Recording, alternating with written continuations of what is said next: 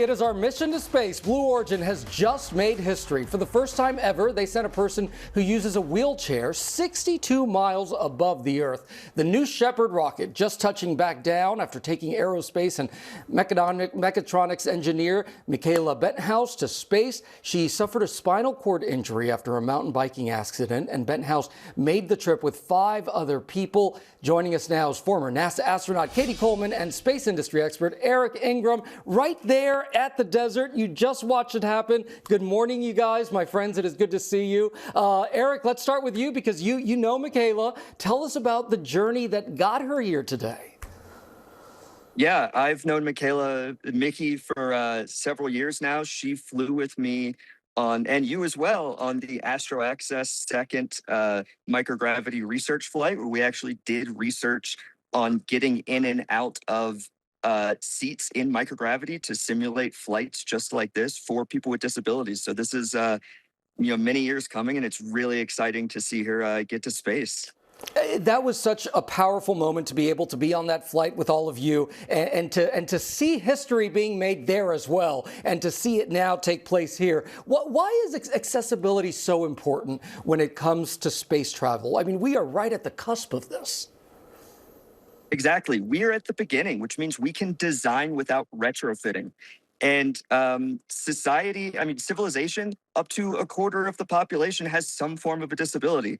And so as we plan for humanity to be a spacefaring civilization, we're going to have to design for everyone, or as many people as possible. So getting it right early is super crucial, and this is a huge step towards that. It truly is. Cady, you're right there with your NASA astronaut jacket on. So put on that expert hat and tell us about this mission.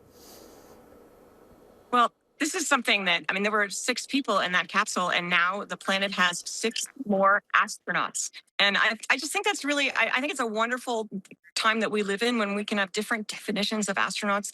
And when you go up and you have seen our planet from 50 miles above, that is my definition, and 62 certainly surpasses it. You are an astronaut and you have a different view. And in my experience, that view changes people, and they come back and they change us.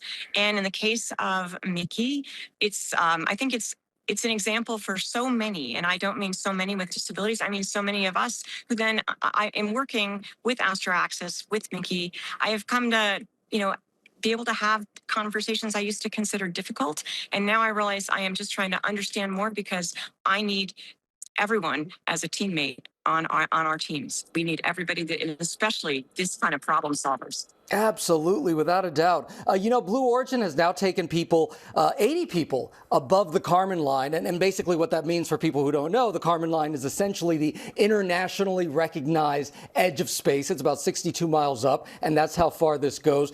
So what's the next step here in pushing commercial space travel even farther? This is the first step, right? Well, this isn't the first step. This is the next step. And this opens the door to so many other possibilities.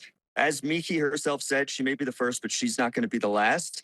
And, working with companies like Blue Origin who want to open up space to as many people as possible, we're going to do it. We're going to get more people with disabilities, more people who don't have the typical definition of the right stuff to be part of what is, our birthright as humanity, to really expand to the stars. We're designing new space stations as we speak, several companies, including Blue Origin, and to design these for everyone really makes it more accessible in so many ways for all of us. It's been a real education for me with the work with Astro Access to understand different ways to make sure that everybody knows what's going on and everybody's helping solve the problem. That's right. Astro Access doing incredible work. And as you're speaking, I'm thinking about your book, Cady, because the title is perfect for this, Sharing Space. It truly, we are sharing space with everyone here. And I love that you could be here to talk about it right there from the launch site in West Texas. Cady Coleman and Eric Ingram, thank you both so much. Thank you. Thanks so much.